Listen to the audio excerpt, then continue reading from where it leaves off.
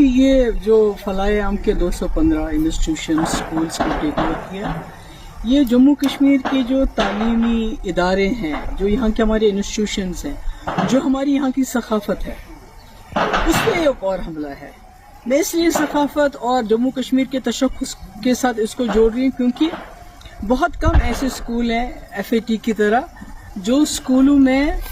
اخلاقی اسلامی تعلیم کے ساتھ جو ریگولر ایجوکیشن بھی دیتے ہیں۔ مطلب کوئی آپ کسی اسکول کا نام نہیں لے سکتے ہیں جہاں پر یہ بیلنس مینٹین ہوتا ہو، اور ان اسکولوں میں سے بہت ہی نامور شخصیت ابھری ہیں، اور اس کے ساتھ ہزاروں کے تعداد میں، میرے خیال میں کوئی 50-60 ہزار تو اسٹوڈنٹس ہیں، ٹیچرز ہیں، فیملیز ہیں جو جڑی ہوئی ہیں۔ تو اس طرح سے اس کو اس کو ٹیک اوور کرنا، پہلے تو جماعت اسلامی کے تمام ایسٹس کو ٹیک اوور کیا گیا، ان پہ بین لگائی گئی، اور تبھی امید تھی کہ یہاں ایک چنی ہوئی سرکار آئے گی، الیکشن ہوں گے، تو شاید یہ جو ہم پہ تابع توڑ حملے ہو رہے ہیں ہمارے تشخص پہ، ہمارے ہر ادارے پہ، تو کہیں نہ کہیں اس کو وہ روکنے میں کامیاب ہو جائیں گے۔ اور شاید یہی وجہ ہے کہ لوگوں نے نیشنل کانفرنس کو تقریباً 50 سیٹیں دی، پارلیمنٹ میں 3 ممبر پارلیمنٹ دیے لداخ کو لے کے۔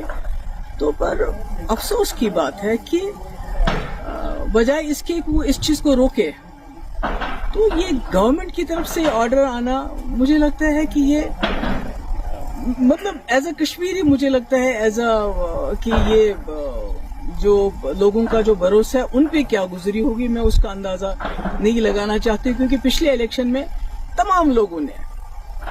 اپنی آئیڈیالوجی سے بالا تر اٹھ کے، چاہے وہ جماعت اسلامی تھے، چاہے اہل حدیث تھے، چاہے امپلائیز تھے، چاہے ٹیچرز ایسوسیشن تھی، چاہے نوجوان تھے، سب نے سوچا کہ ایک ہی جماعت کو ووٹ دیں گے تاکہ یہ جو طوفان آ رہا ہے ہم پہ مرکز کی طرف سے، اس کو شاید ایک جماعت روک پائے گی، ایک ہی جماعت روک پائے گی، کیونکہ PDP کو توڑ پھوڑ کر کے PDP لگتا تھا لوگوں کو یہ ختم ہو چکی ہے، یہ مقابلہ نہیں کر پائے گی۔ تو ایسے میں یہ ہونا، اور ابھی آپ نے دیکھا کچھ دیر پہلے جو ہماری اردو زبان ہے سرکاری دفاتر میں سے اس کو تقریباً خارج کیا جا رہا ہے، ہماری کتابوں، ہمارے جو سلیبس ہے، جو کریکولم ہے، اس میں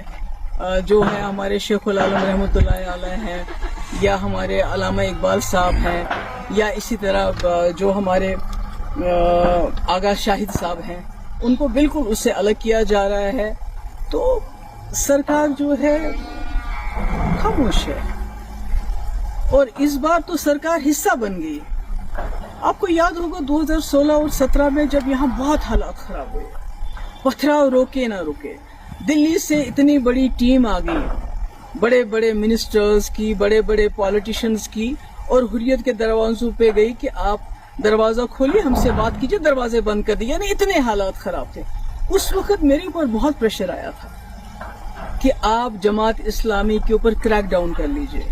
بین کر لیجئے، ان کو PSA لگا لیجئے، ان کے ایسٹ سیز کا جو اب ہو رہا ہے، جو اس وقت کی سرکار اس وقت کر رہی ہے۔ مگر میں نے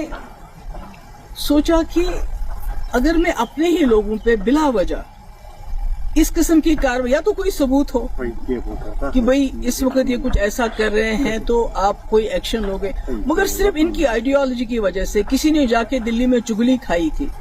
کہ بھئی وہاں جو بھی کچھ کر رہے ہیں وہ جماعت اسلامی کے لوگ کر رہے ہیں، جو پتھراؤ ہو رہا ہے، جو ملک کے مخالف جو مہم چل رہی ہے، وہ سب جماعت اسلامی۔ اور میں نے اس وقت سٹینڈ لیا، جیسے میں نے کٹھوا میں سٹینڈ لیا، حالانکہ میرے پاس اکثریت نہیں تھی، ہم PDP BJP سرکار میں بنے ہوئے تھے۔ آج نیشنل کانفرنس کے پاس اپنی اکثریت ہے، اس کے باوجود وہ اس قسم کے فیصلے کرتی ہے، مجھے لگتا ہے یہ افسوس کے لائق ہے۔ اور اس کے بارے میں کیا کہوں گا، ویسے تو لوگ کہتے ہیں کہ کہیں نہ کہیں نیشنل کانفرنس اور جماعت اسلامی کا پرانے وقت سے چل رہا ہے، کہ جب شیخ صاحب مرحوم 77 میں آ گئے، اس کے بعد جماعت اسلامی والوں کے ساتھ کیا کیا گیا، کس طرح ان کے گھر چلائے گئے، کیا کیا ہماری مقدس کتابیں بھی نظر آتش کی گئی، اس کے بعد 87 کے بعد کیا کیا گیا، جو فلاح عام ٹرسٹ کے ٹیچر ہیں ان کو کیسے پبلک سیفٹی ایکٹ لگایا گیا، اور آج 2025 میں اب ان کے جو سکول تھے، جو لوگوں کے غریب بچوں کو، کیونکہ آپ نے دیکھا کہ سرکاری سکولوں میں جو چیز کمی ہے وہ یہ سکول پوری کرتے تھے، جن کا کوئی نہیں ہوتا تھا، اور کم فیس لے کے یہ تعلیم دیتے تھے۔ تو آج انہوں نے اتنا بڑا سسٹم جو ایک بنا ہوا ہے اس کو ایک حساب سے تباہی کے دہانے پہ پہنچا دیا ہے. کئی گھر اس کے ساتھ وابستہ ہے, کئی ٹیچر, سب کا مستقبل جو ہے